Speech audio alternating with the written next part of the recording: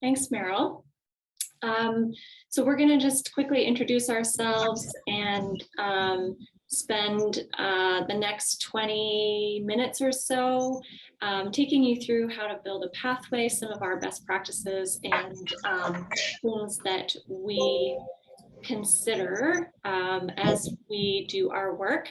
My name is Heather O'Leary. I'm the manager of admissions pathways at Waterloo. I have about 10 years in the sector of transfer, post-secondary transfer in Ontario. And my role is pretty much jack of all trades at the University of Waterloo. I do everything from transfer agreements, transfer credit, the database, managing our credit transfer institutional grant submission and the budget, also known as CTIG, and working with campus partners on transfer success and retention after admission. And I'm Victoria Baker, Manager of Academic Pathways at Seneca College. And I've also been in the sector for over 10 years. My role encompasses developing partnerships and pathways with domestic and international institutions, both into Seneca programs and beyond Seneca programs, as well as supporting our academic areas, also building internal pathways. I also have a team who advise students on pathway options. So we advise prospective, current students, and alumni. So really that full spectrum piece. My role also encompasses some policy development in terms of pathways, also managing that CTIG funding that Heather spoke about that we're all probably familiar with. Yeah, and just anything pathways and transfer related, it tends to head my way. So hopefully you'll get a lot out of this presentation, but the one thing we would say is feel free to ask questions throughout. If you've got questions, we'll also have a chunk of time at the end allocated to questions, but if we're speaking to a topic and you've got a question, please do throw it out there, either in the chat or we've got a small enough group that you could probably jump in and raise your hand and we'll get to it. So some of the areas we're going to chat about are key considerations in terms of developing pathways in agreements, evaluating program affinity, program assessment and evaluation, as well as agreement considerations. So what pieces need to be included in an agreement that are important to think about, as well as the approval, maintenance, and tracking process. Next slide, please. Okay, so this is a big slide with a lot of things on here. It sounds like a long list of key considerations, but they are really important as you're thinking about is this the path you want to go down? So some things that you should consider when you are exploring pathways with a partner or even internally. Sometimes ideas are brought to you by faculty members or there's some interest somewhere on your campus, some things to think about. So I'll speak just briefly to each of these.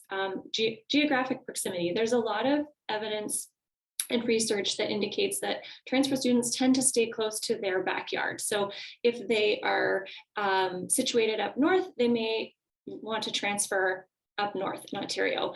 Same with Eastern Ontario or Central or the GTA. So keeping that in mind as you examine what programs, but also what institutional partners might be a good fit. Students just tend not to go too far. What about the number of prospective pathway students? So how large is the sending program? How many students are enrolled in the program each year? How many of them, if your partner knows, how many of them have plans to pursue degree studies or further education on whatever pathway that you might be building? If you have access to that information or can get that information, that can really help you understand what it is you're kind of undertaking. Is this going to be a large pathway? Is it going to generate a lot of students and activity, or is it pretty small? And you should take that into consideration as you embark on this process. What are some agreements that are already in place? So we talked about geographic proximity. If there's a really strong partnership between Algonquin College and Ottawa U or Carleton for this particular program pathway, us at the University of Waterloo may not have something that's extraordinary that would draw students away from that existing partnership and pathway that already exists. Likewise, or maybe there's a degree pathway already at your college or a nearby college. So, taking stock of what's going on in the environment and what's already out there can help you identify either some gaps or some opportunities as well.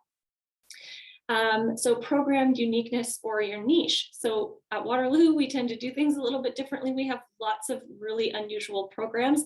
So that means that there may be unusual college programs that would fit nicely by laddering into one of our degree programs. So that's in this case where we might want to build a pathway even despite a program or a partner being a little bit further away than we would normally think of as our backyard or our region, because building that partnership allows that outlet for students to continue on their educational journey and find a great fit for what they've already completed. Something else to consider, capacity. So does your receiving program have room in the program?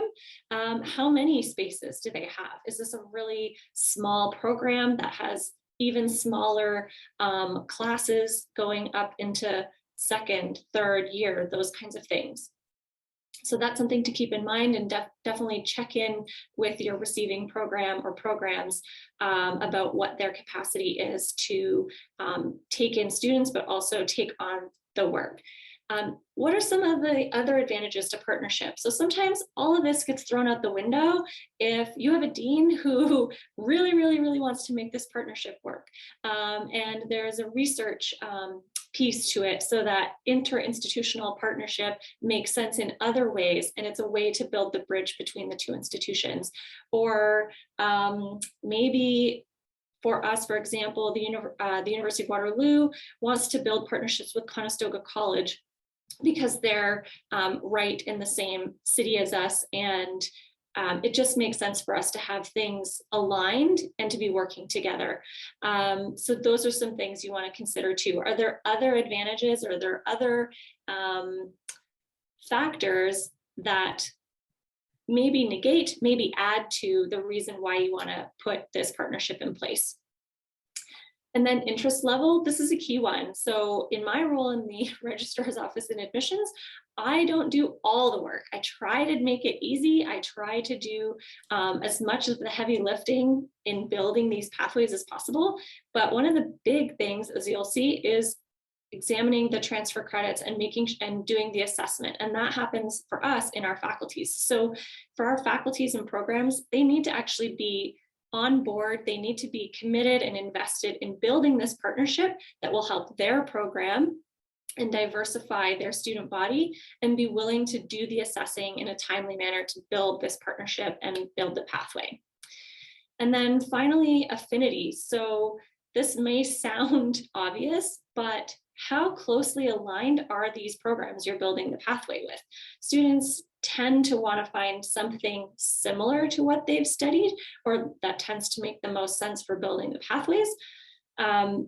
So how closely aligned are these programs? Sometimes the names are the same and they're nothing alike, and sometimes the names are the same and they're a perfect fit. So something to keep in mind too. And we're going to go into how to examine and assess the affinity, I think, in the next slide. So I'll pass it over to Victoria to talk a little bit about that. Awesome. Thanks, Heather. Next slide, please. Yeah. So speaking more to the evaluation of the program affinity, there are some ways that you can help identify some of these programs that could perhaps align. One of them being MCU codes. So looking at the codes for particular programs to see if there's alignment. That's also an area to consider as well when you're developing a pathway in the system for those that aren't familiar with MCU codes. Taking a look to see how many institutions offer that like program, especially if you're building a pathway based on program learning outcomes. So MCU codes are a great way to look at affinity and where there could be alignment. Utilizing data is a really big one. So a good example of this is sometimes I'll have a prospective partner that will come to me and they'll want to work with Seneca to build and establish a pathway. And one of the questions I will ask them, especially if they don't have a particular area, is where are our students going? So I task them with looking at their admissions data to see where our students are already going, and give us some indication of where we might be wanting to establish that pathway. Likewise, if you're building a pathway into your institution, looking at your own data. So where are you granting transfer credits already? And perhaps you're granting a huge chunk of transfer credit in a particular area within a particular program. And that's, you know, half the battle is you've already got something to go back to an academic area to say, we're granting a ton of credit for this program already. A pathway makes a lot of sense here. These two programs line up. So again, utilizing your data and your partner's data to help you advocate for a pathway and also demonstrate that there's a need for a pathway. Another one would be industry needs. Sometimes industries change, especially with those industries where there's some type of like accreditation or some type of designation that a student might need in order to work in that industry. And sometimes an industry does change where they require a degree credential. So we've got a program at Seneca, for example, right now. And in order to work as a certified professional in that industry, you need a degree, but we don't have a degree in that particular area. So we do need a pathway for that diploma, those diploma students to go into in order to work in that particular industry. So industry sometimes tells us what the needs are for developing and establishing a particular pathway. Also speaking to the subject matter experts in the particular academic areas, they are a great resource and tool for identifying program affinity. I've in the past brought to an academic area a suite of programs that I thought lined up well. And in fact, the academic area came back and said, you know, this doesn't really fit because what we teach in our program is the technical aspect, and this is not the technical aspect. So there wasn't the alignment that I anticipated. So utilizing your academic areas is quite beneficial. They also then feel like they're a part of that process, and you tend to get the buy-in more from them when you're working through the pathway. So take advantage of those subject matter experts. Another big one is program reviews. Most institutions complete these program reviews, whether they be summative or formative reviews in some capacity. So take a look at the program reviews and use them as a mechanism to tell you where there could be alignment. And then finally, the PACs. So colleges have program advisory committees for all of their programs. And oftentimes the PACs will be a great tool and resource to tell you where there could be alignment. So sometimes a prospective institution will come to us with a program, and I will task the academic area to bring it to the PAC to have that discussion to see whether there is a fit and a need, whether industry also would recognize this, this credential as well as being valuable. So utilizing that PAC group is a great tool and resource. Heather, is there anything you want to add to this? No, I think you covered that really, really well. Okay, perfect. All right, next slide, please. Okay, so you have looked into some key considerations, you've done some digging, you've identified some programs that have affinity, you're pretty certain, you've reached out to your colleague and you're ready to build a pathway. So what do you do? Well, for Waterloo, we tend to be a receiving institution in terms of built pathways. So what we do, some of the steps that we take are we rely on our transfer credit database as a first starting point. So typically when we're trying to build a pathway, it's because it's a beaten path. And so that means students from the sending institution have come our way in the past, pretty recently, in fact. So we keep a transfer credit database.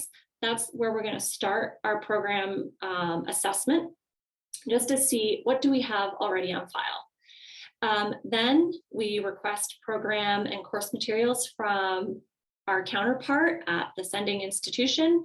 Give us all of the academic information that goes along with a course. Usually that's course syllabi.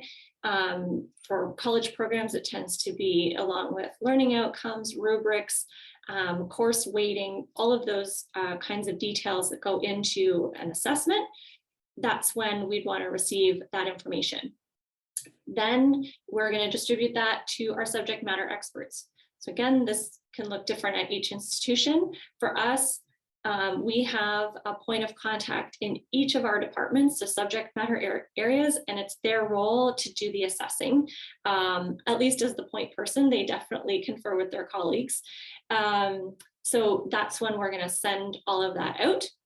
It tends to be heavily into one department, as you can imagine. If it's recreation and leisure, then those recreation and leisure subjects that are the primary topic of a program are going to go to our rec and leisure subject matter expert. But if students take electives, maybe history or psychology, something like that, those courses would then go to the subject matter expert in that area. So we're gathering all of that information and building a transfer credit assessment.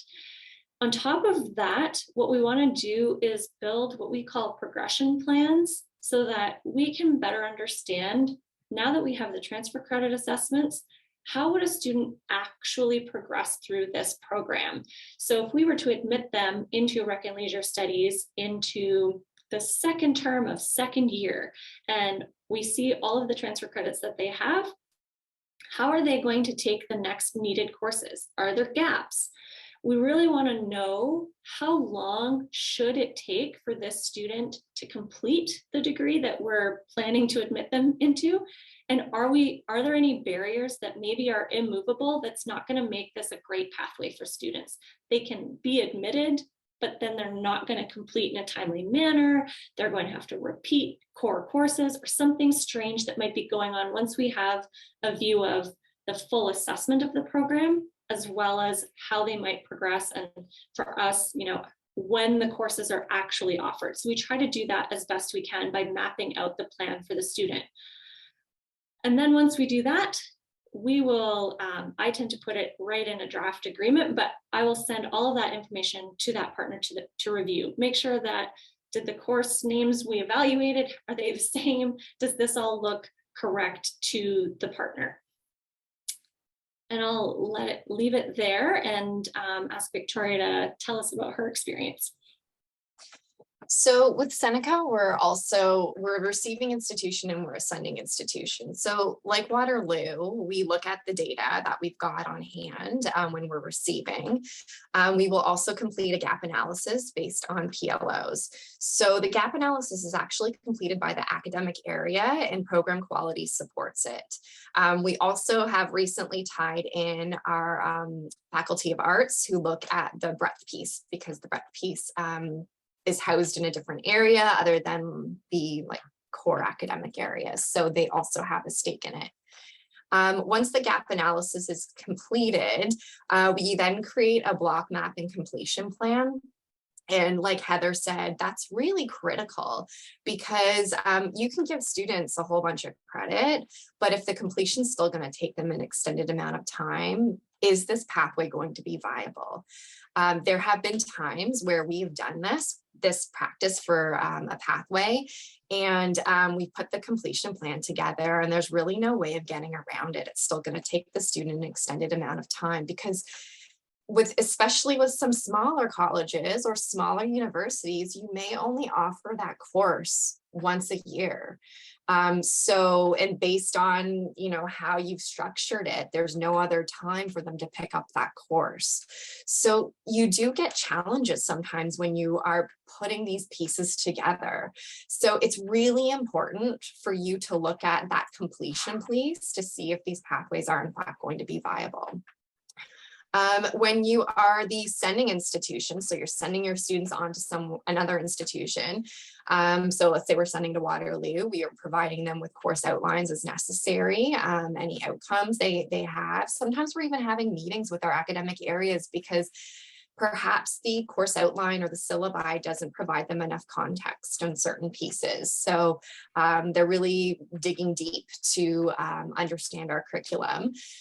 And then we review the partners mapping typically and take a look at it because our academic areas want to be able to speak to a piece that perhaps they feel our students should get credit on. And then again, we're looking at the drafts together. So that really is the program assessment and evaluation piece when you're sending and receiving at Seneca. I'm sure there's other parts we've forgotten, but it's different at all institutions. There's different elements of this. So take it for what take it for a grain of salt that, this is how it works for us, but it might be slightly different for your institutions as well. Next slide, please. Mm-hmm. I was just going to say and add to that it is, part of this is building good relationships with your counterparts at the other institutions, being able to say without fear or any feeling of risk that we're trying to better understand the curriculum to make sure that the students are successful. So we've had several occasions where you go back to the sending institution, our subject matter expert wants to know how much of this topic are you really teaching, because it's critical for them to be able to, if we give them credit A and make them take credit B here, that they're successful in that because it's credit A is a prerequisite. So just making sure that, we all have intentioned questions, setting the students up for success in the program. So agreement considerations. This one, Victoria, did you want to start on this one? Sure, definitely. So things to be considering when you're putting an agreement together. So these are almost like lessons learned that Heather and I came up with over our time in this job that you want to ensure are embedded somewhere throughout the agreement. And we put sending versus receiving because sometimes you're looking at the agreement from a different lens based on if you're the sending institution or the receiving institution. So one of the pieces is the eligible programs. I mean, that may seem pretty obvious, but you'll be surprised at how many times I need to go through and make sure that the eligible programs are in fact correct and all of them are included if there's more than one. Sometimes they're not worded properly or the diploma name's not correct. So double check the eligible programs for sure.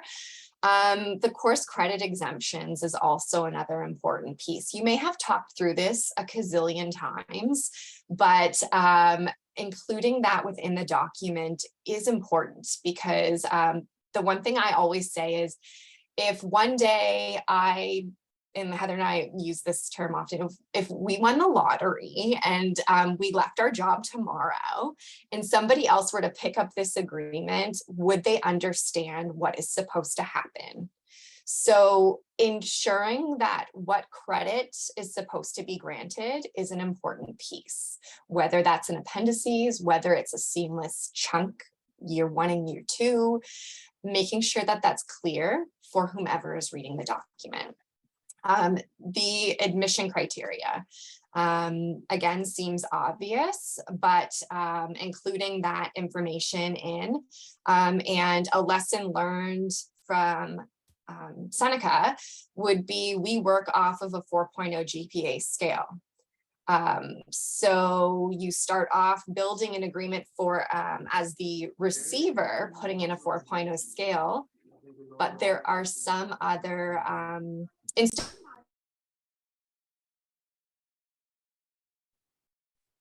I got muted by the host. There are some other institutions that that work off of a grade percentage on a transcript.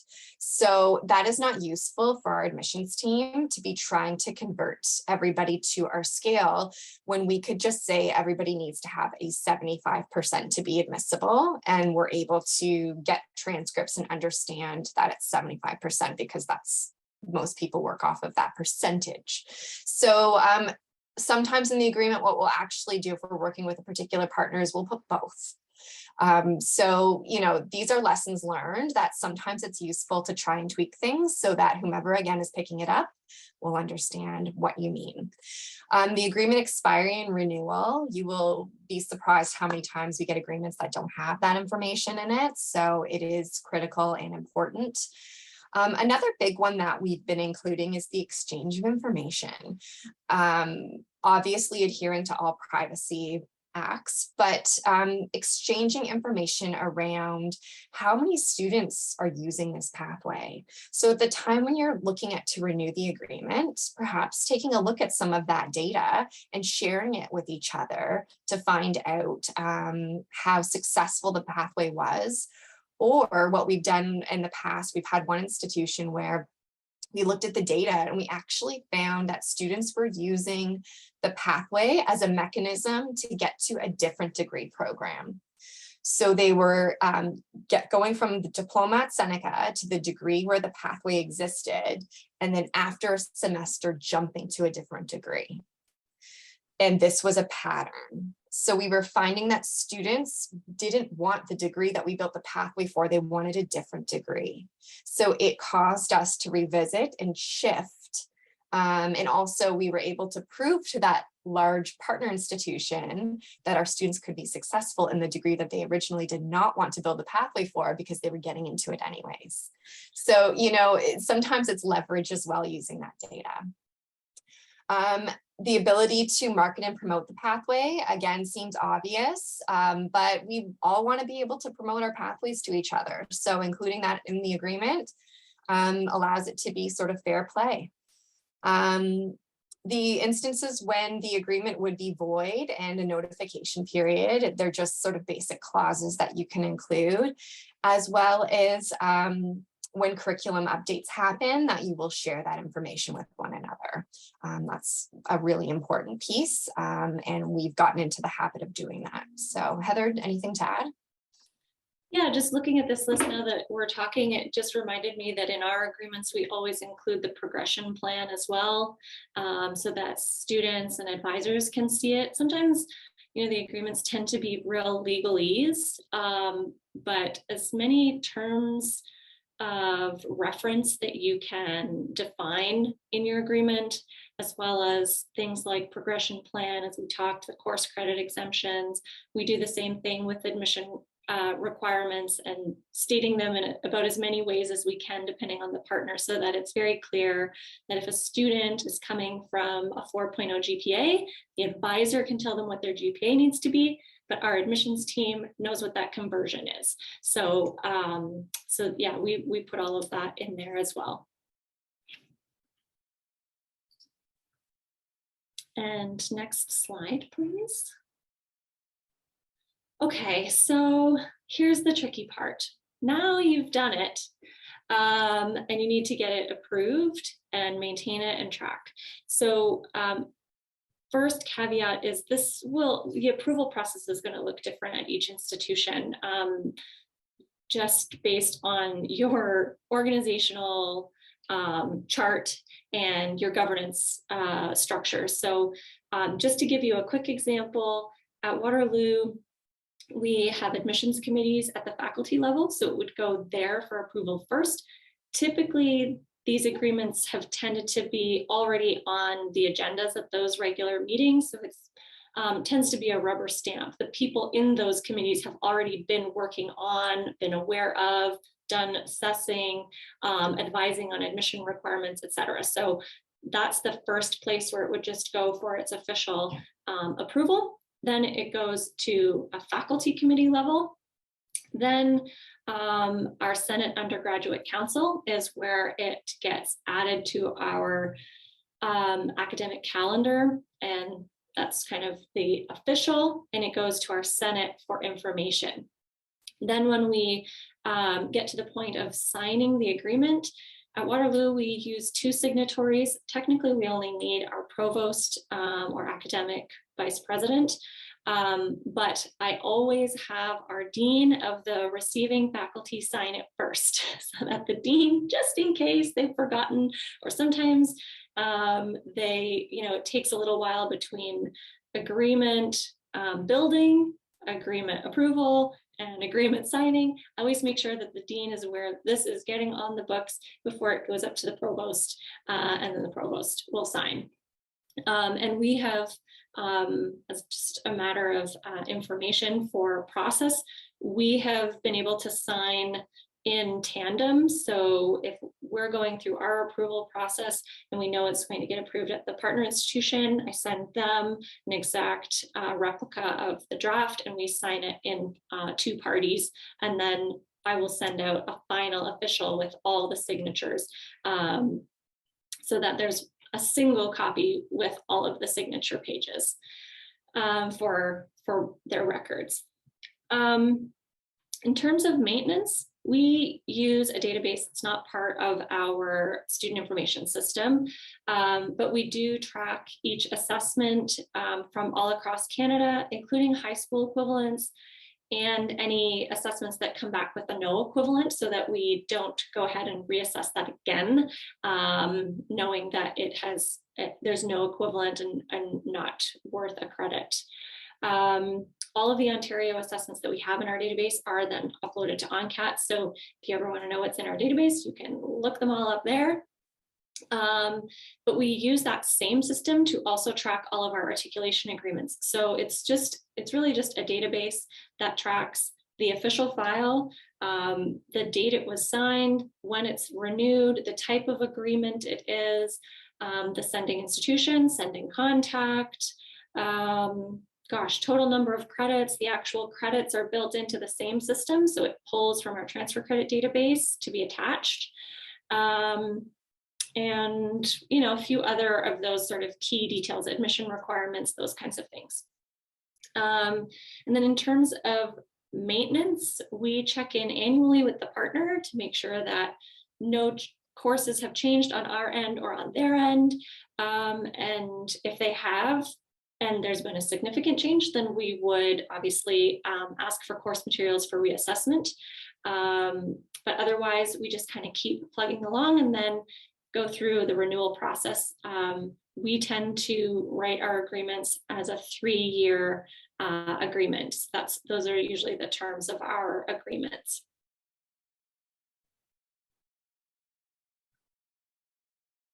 And maybe go to the next slide for Victoria. So similar on our end in terms of the approval process, we go through the appropriate chain of command, typically matching signatories to the partner or they're matching to us, but usually our VP academic is always there. And then the other signatory might just be whomever is with at the partner institution, their like position. And our agreements, by the time it gets to that point of signing, it's been looked at by, I feel like, everybody. We usually do include different teams based on their role in the process of reviewing the document before it gets to the point of signatures. Because we don't want any surprises and then somebody to come back and say, well, I didn't see that. To Heather's point, trying always to keep the dean in the loop so that the VP academic isn't signing something and then the dean wasn't aware because they didn't need to sign it. And then the VP academic asks them a question about it and they didn't know because maybe the chair was working on it. So yeah, just something to keep in mind. In terms of maintenance and tracking, same thing as Heather. We are trying to maintain it on an annual basis. We reach out to the partner. One of the things we've done is we've inserted ourselves into the program update process. So if a program is like there's an update, we're notified, and then we can notify a partner if it's going to be significant enough to impact the agreement. And then tracking, we've got a SharePoint database that we track all of our agreements in. Next slide, please. So I think we've got 2 minutes for questions. So if anybody has any questions on anything that we've mentioned, we'd be happy to field any questions that you have.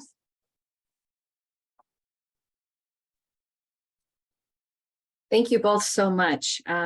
Yeah, please feel free to ask any questions. If not, I have a couple, so I can share those. Just a comment from David. I don't know if you just wanted to leave that in the chat or read it. Yeah, that's a good point, David. So if your curriculum, so from a university standpoint, our curriculum is not as nimble typically as colleges, but that's a good point, that what program year did the students start in? So what version of the program essentially are they going through, and what does it match to at the sending institution? That's a really good thing to note. Yeah. Yeah, it's a lesson learned from us. So when we do our updates, at least we have a point of reference to go. We built it on 2020 version, and then we're going to go review 21 or 22. So it saves a lot of time and guesswork.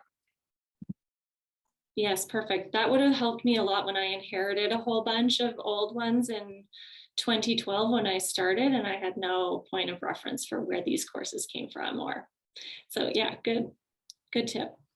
So Joyce asked question. another question there around the typical turnaround time when we first reach out to the partner and when we formalize the agreement. Heather, do you want to go first on that? It varies widely. So that's such a good question. I think one of the key considerations that we talked about was basically buy-in and how important it is for your program or faculty or subject matter experts to be on board and really into making this partnership work. I've had some where it was brought to our office from the department, and so they were extremely invested right from the get-go. We had a program fully assessed in under 2 weeks. They convened a little committee, they did the evaluations and got it back to me, and we were able to sign it pretty quickly. The approval process can take some time depending on how the meetings line up. So, it goes to the faculty for approval, then you have to next get it on the next Senate agenda, et cetera. So that can take a little bit of time, but it can be pretty quick.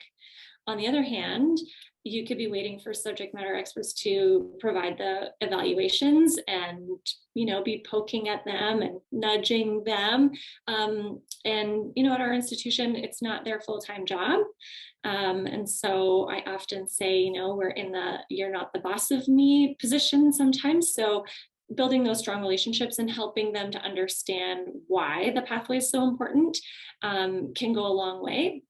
And then setting that expectation as well. So if you bring it to them and they're saying yes, then you might want to say, okay, great. Would you have time to do the program evaluation in the next month? If the answer is no, you can go back to your partner and say, they're telling me they're not going to have time for 6 months. Maybe we put a pause on this until we can both institutions reconvene and focus on it. So that might save you some heartache too, rather than feeling like you're constantly, poking and nudging at the faculty. You can, agree to a timeline that works for everyone. I would say for us, managing expectations is a big part of our job. Probably everybody would agree with that in this virtual space at the moment. I will tell people that from start, the point of the first email to the end, the agreement is signed and we're putting it in place, can take up to a year. And if it's quicker, then amazing. But if it's not, then people, at least from the onset, have a realistic expectation. And part of the reason why I think that's important to set is that, especially at the college level, and I'm sure at the university level as well, with faculty contracts, some faculty push back on that's not part of their job. And I know that there's been some colleges that have had some issues with that, that part of it, and like who does the assessing and does that work? So sometimes it does take time to coax people to do the work, and it's not the top of their priority scale. Right. So, you know, I find that mapping takes time, and if something more pressing comes up, our mapping gets pushed down. So I do think that is what ends up happening quite often. So managing that expectation and keeping the partner sort of aware of where you are in the process is super important. Right, that's good. Yeah, I was just looking I was just looking for a benchmark. So I'm thinking 1 year is probably the one I'm going to aim for, just because we've never had a full-time position just to manage pathways. So, but like we've had like just a simple renewal take, you know, up to 6 months. So yeah, okay. They do take a while. And I will just add too that even setting the expectations in terms of the if you're building these pathways to solve a problem, quote, you know, you have to keep in mind the admissions cycle. When are these students going to actually be able to apply and fall into this category of pathway, right? So if it's not really in place and your application deadline, say for fall, has already passed, well, then you're pushing that out again. So that's just something to keep in mind from the outset as well. And just like Victoria said, kind of managing the expectations of your program or faculty members who might be like, oh, but I want to get them in. And it's like, well, that's nice. We should have started 6 months ago. Yeah. Thank you. Any other questions? We have 1 minute left, so use it wisely. If not, I really appreciate the presentation today. I think there was a lot of really good information in the presentation, and I'm sure people will be watching it and looking at the PowerPoint over and over again. I did drop your contact information in the chat too, in case people want to reach out. And I would encourage you to also reach out on our SharePoint site. If you're on that site, it's a great place to connect with people about all kinds of things related to pathways and transfers. So thank you both so much. Round of applause. And yeah, we'll see you next month for the third part of this series, which will be mostly on just evaluating the pathways themselves once you have them in place. So we look forward to that, and catch you next time. Thanks everybody. Thanks, everyone. Bye-bye.